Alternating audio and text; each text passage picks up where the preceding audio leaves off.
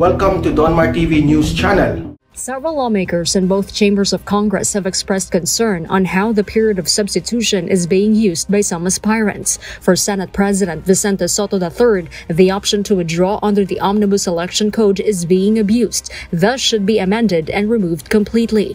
The Senate leader, who is also a vice presidential aspirant, says one should not run for a public office if he or she is not ready and unprepared. Senator Aquilino Coco Pimentel also explains that the substitution is given to political parties for serious circumstances and not meant to be part of strategies and tactics. The senator agrees that the period is abused if intentionally done to field quote-unquote fake candidates. For House Deputy Speaker Cagayan de Oro City Representative Rufus Rodriguez, a substitution ban should be in place. The lawmaker proposes that substitution should be prohibited unless the candidate nominee of a political party dies or is disqualified before the election day. Rodriguez laments that certain presidential bets are perceived to be proxies for some personalities, even if they can be considered as serious aspirants. He adds this would give the Commission on Elections more time to finalize the list of candidates and prepare the official ballots. He also suggests to require candidates who were incumbent officials to resign or to be deemed automatically resigned upon the filing of their COCs. Rodriguez believes these reforms would put an end to the manipulation and mockery of the election process and would make people believe in the integrity of the elections. The COMELEC has yet to comment on the lawmakers' remarks. For now, substitution is allowed until November 15 for candidates who will withdraw. The substitute must belong to the same political party. If a candidate dies or is disqualified by COMELEC, the substitution is allowed until midday of the election day, which is on May 9, 2022. Candidates who are running as independents cannot be substituted. Etong si Pacquiao, naiinis ako, may bago na namang iniimbento to mga senador na to. Alam nyo, ito aral na ho sa atin ito mga Pilipino. Na kahit sino pang ilagay nating presidente dyan, ha? Hanggang yung mga senador natin ganyan, anak naman ng tuka. Kaya parang awa nyo na. Hindi lang dapat tayo nakapokus sa presidente, sa vice president, dapat nakapokus din tayo sa senador at mga kongresista. Kasi ganito na lang, hindi pa kayo nagsasawa? Hindi, ako sabang-sawa na ako eh. Walang biro, sabang-sawa na ako. Araw-araw na lang. Araw-araw na lang nang ginawa ng Diyos. Ang topic eh. Ang mga senador, binanatan si ganito. Si Pangulong Duterte, mga kongresa, ganito. Hindi ba pwede magtulungan na lang tayo? Diba? Hindi ba pwede magtulungan na lang tayo kaysa yung banatan na natin banatan? Ang gobyerno, ito araw-araw na lang binabanatan ng gobyerno eh. Para lang talaga magkaroon ng media mileage. Diba? Kaya nga sana naman parang awa naman, medyo aralin nyo kasi tingnan nyo, oh. Diba noong una sa inyo, sabi nyo, oh kaya si Pacquiao, okay maging senador yan. At least yan, wala pang bahid ng korupsyon, wala nga ganito, wala rin alam. Pero ano nangyari, oh, kaliwat kanan, batikos, kaliwat kanan para lang ma-media. Oh ito, tingnan nyo, panoorin nyo ito, may bago na naman silang imbento. Pinilit ng mga senadora ang pagpili sa financial service provider na StarPay sa pag-claim ng Social Amelioration Program o SAP. Mala-formally daw ang nakuha nitong kontrata sa pamahalaan. Nasa frontline ng balitang yan, si Mayan Los Baños. Sa budget hearing ng Senado para sa pondong hinihingi ng DSWD para sa susunod na taon, sinilip ng mga senador ang pagpili ng ahensya sa financial service provider na StarPay para sa pamamahagi ng ayuda sa ilalim ng Social Amelioration Program o SAP.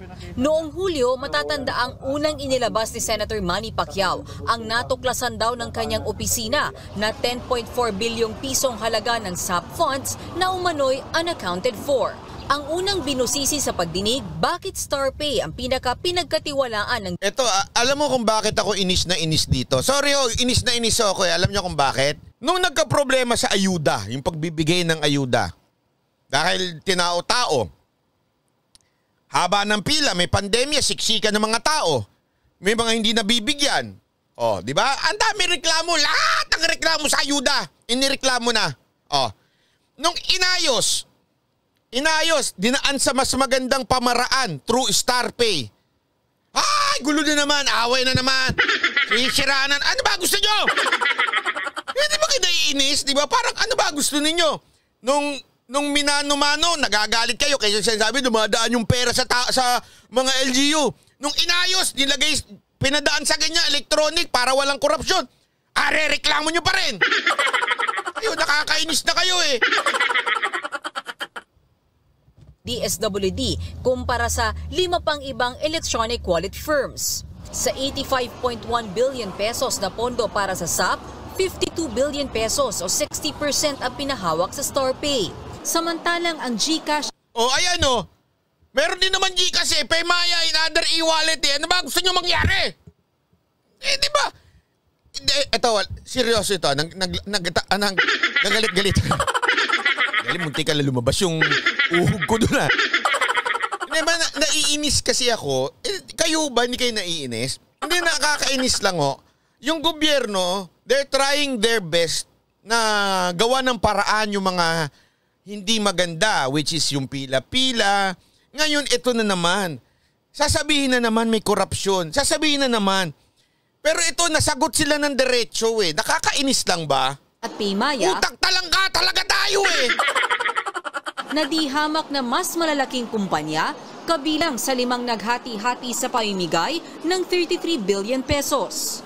Medyo questionable yung mga transaction, yung pagtanggap nila ng malaking bulto ng ayuda kumpara doon sa established na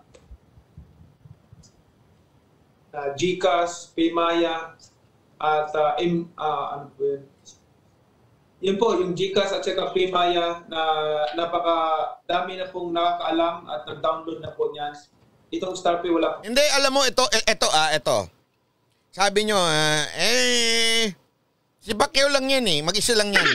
Tama naman kayo. Ang problema, yung media palalakihin yung walang kakwenta-kwentang issue na naman. Sa ngalan ng politika, dahil gustong pabagsakin si Duterte, palalakihin. Itablado siya dito eh. Bakit? Mismong, anong tawag dito? Bangko Sentral ang nagbigay ng instruction kung paano gagawin. Anak naman ng tutsa yan, no? RCBC. Paliwanag naman ng DSWD nung umpisa para lang sa 1.6 million beneficiaries ang serbisyo ng StarPay. Pero lumaki ang ibinigay na pondo sa StarPay dahil daw nagkaproblema ang ibang service providers. Ito na po yung nagiging challenges na data quality. Yung iba walang mga cellphones. Kaya po dumaan po sa masusing assessment at nakita po namin ang kapabilidad ng StarPay at ng RCBC na pwede nilang i-redistribute yung mga hindi po naservisyohan ng ibang financial service providers. Meron pang isang nasilip si Senator Pacquiao. Mayroon palang 1.3 Talagang kala mo may nasilip eh. Ito naman News 5. May nasilip pa si Senator Pacquiao. Ewan ko ba? Yung beneficiaries na hindi agad nakatanggap ng ayuda. Ang pondong 8 bilyong piso para sa kanila, idiniposito raw sa isang pribadong bangko at kapag diniposito ang pera, merong tubo yan. Ang tanong, saan ito napunta? Maliwanag na mayroong nakinabang sa pondo na para sana sa ayuda. Ano ang nangyari sa StarPay? Hindi po porket ibinalik ang pera, iligtas ka na. Ligtas na sila sa ganitong mga transaction. Binalik na nga eh. Paano nga pala kung ang kinitang interest sa private bank account ng StarPay? Alam mo ang problema kasi yung mga Pilipino, isipin na kaagad ng mga ibang mga Pilipinong tatanga-tanga. Sabihin nila, tama nga, tingnan mo na. Wala nga kami natanggap na ayuda eh. Yung mga hirit sa social media, wala nga kami natanggap na ayuda. Tapos ganyan pala eh. So kung ganyan po pala ang Madam Chair, ang basihan, lahat ng nagnakaw kapag ibinalik ang pera, absuelto na. Nakaw ba kagad? Your Honor, misleading. Anong ninakaw?